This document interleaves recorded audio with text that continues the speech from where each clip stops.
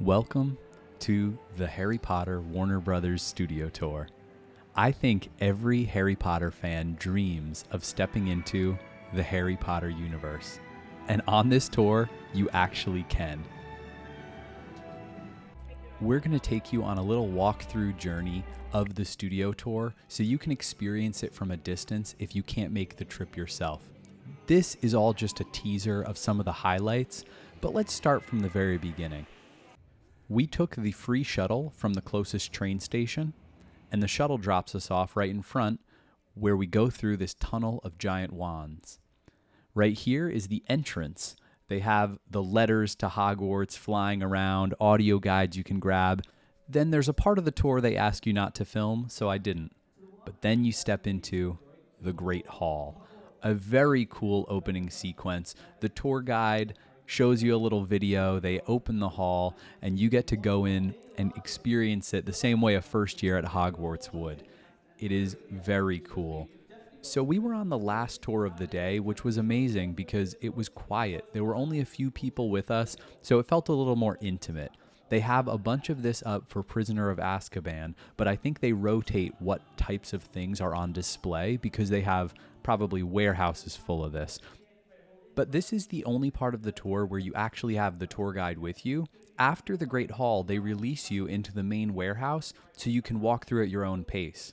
So here it starts with a little introduction to the directors, and it goes right into costume design and wigs, hair and makeup. Here you can see the Malfoys in their costumes, and they have TVs showing videos all around the space where the actors and people on the crew walk you through details. At the Leaky Cauldron, I guess we know why it's leaky. The giant crack. They had animatronics in only a few spots. It comes off a little bit cheesy, but it was still kind of fun to see. Snape's potions classroom, very cool. Again, they have a few little animatronic things to enhance the experience, and you can walk along and read some fun facts. Then the Gryffindor boys' dorm. Very cool, set up just like it was, and they have audio playing from the movie so you feel like you're a little more immersed. It's Harry's room. There's Harry. Some of the really cool props like the Deluminator and the cup Dumbledore had to drink out of. And Dumbledore's office with Fawkes the Phoenix there as well. Really cool. And next to Dumbledore's office, there's even a Pensieve. Whose memory are we going into right now? A little display of Hagrid's hut. Very cozy.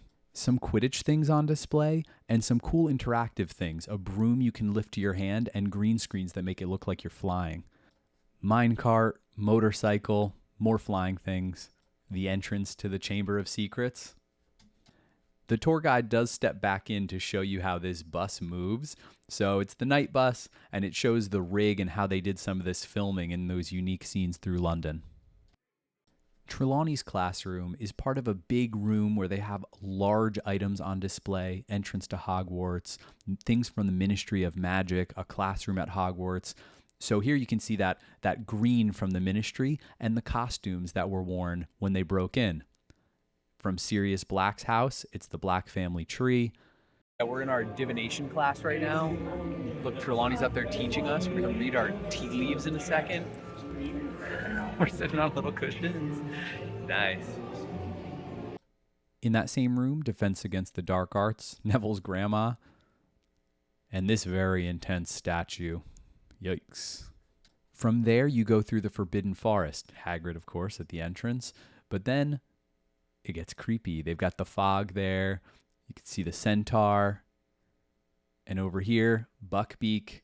Some more animatronics, a little theatrical. Spiders dropping down from the ceiling, and Aragog will come out in a second. But don't worry, if you're scared, you can avoid this part. They tell you that it's coming, and you can go a separate way. Then we come to one of the many gift shops. They had Durmstrang merch, which I thought was fun. It seems like they're getting creative with the type of merch that's out there, and they're coming out with new things all the time. I'm new to this, but I thought it was pretty entertaining seeing the new stuff they have. Then you come to one of the big rooms with the Hogwarts Express. It is a great room. You feel like you're really there at 9 3/4. They have some picture opportunities here, and 3 of them. So if you go to King's Cross in London, it's a 2-hour line. Here, you might wait for a half hour if it's busy. Great wand selection. Reasonably priced, exclusive. Feels good. Wingardium Leviosa. So we're on the Hogwarts Express. Jen pointed out each car is a different year. Very cool. Wide angle. All right, what's next? On to the next car. Half-Blood Prince. I know what one that is. This is from all the films, so this is from the Half-Blood. Oh, potion making. Nice. What is this? Deathly Hallows Part 2. Oh, what's on there? Ron and Lav.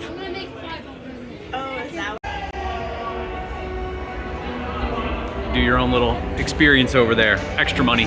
Pass. Cool room because it's from start Harry and Ron to finish when they're old.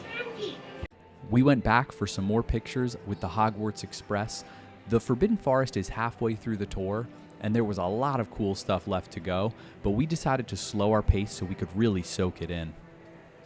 The Marauders map is meant for kids here, but I kept doing the challenges.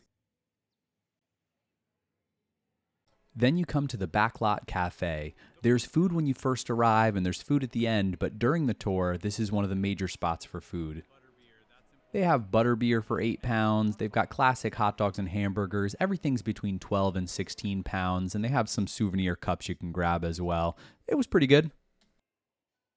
A little bit of a line, but it does move pretty quickly, and hard to pass up butterbeer when you're on a tour like this.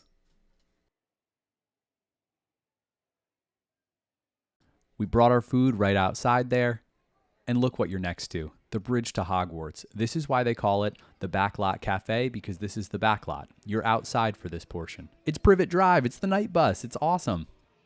Just to show you that they're book loyal, Harry, you're a wizard, that's from the book. In the movies, Hagrid says, you're a wizard, Harry. So, good distinction, they're still showing the roots of the books here, it's not just about the movies. And they also let you walk through that bridge, and through number 4 Privet Drive. It looks so cool with all these letters to Hogwarts flying around. Like, I love the trophy over the left-hand side of Vernon's shoulder there. So that was given to him from his work for Grunnings, which is of course a drilling company. And they actually made that trophy out of drill bits. Oh my God. We're about to go into herbology, taking a look at the fountain and of course the bridge, the night bus, and the back of Privet Drive. Almost feels like you could see Aunt Marge through there. So many mandrakes to pull.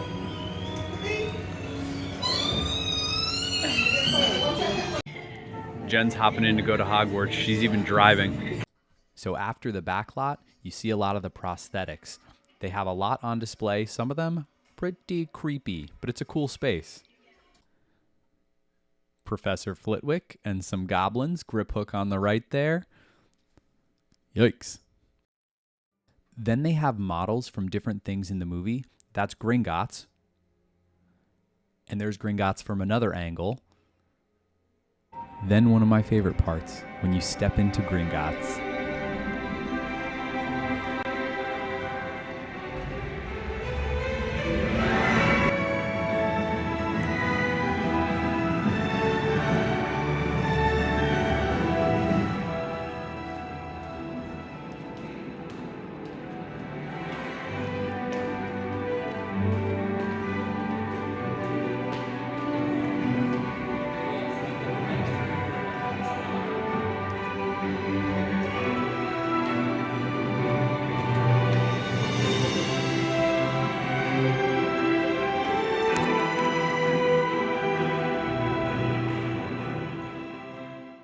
Then they give you a peek at the vault in Gringotts.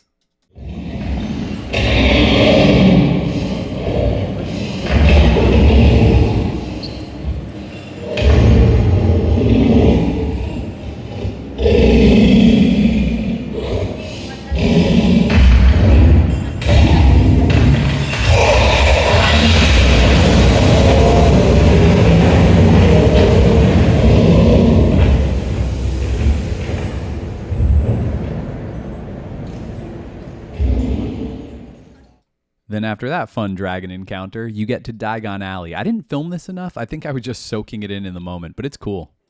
Then they have some of the actors talking about the design and the concepts and the development before the movie even began. Cool models like this, and it ends with Hogwarts.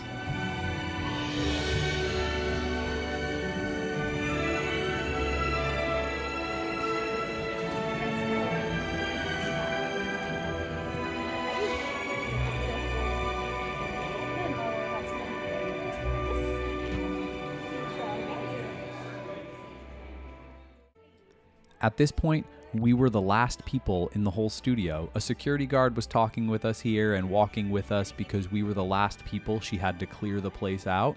So we took our time. It winds you around the whole of Hogwarts, and you can see all of the details where many of our favorite moments and scenes happened. And it really did feel magical. This was a cool way for the tour to end, giving you that overall perspective of this magical place, and we loved it. And then you get to the gift shop. Wands galore, lots of things, huge gift shop, all the merch you can imagine, even jewelry. It was impressive, the selection they had, way more than I expected. It is worth giving yourself enough time to hang out in this gift shop for a while. Food and candy as well, tons of stuff to buy. I highly recommend. Decent prices too. Then you walk back out under the dragon on your way out and reflect on all the awesome things you got to experience. This place was really cool, and I'm sure we will be going back. Nice. Just make sure you don't miss that final shuttle. We almost did, but we got there just in time, back to the train, back to London, and then on to our next adventure in Edinburgh. Oh, but Scotland's for another video. You'll have to come back for that one. Thanks for watching. Hope you enjoyed it.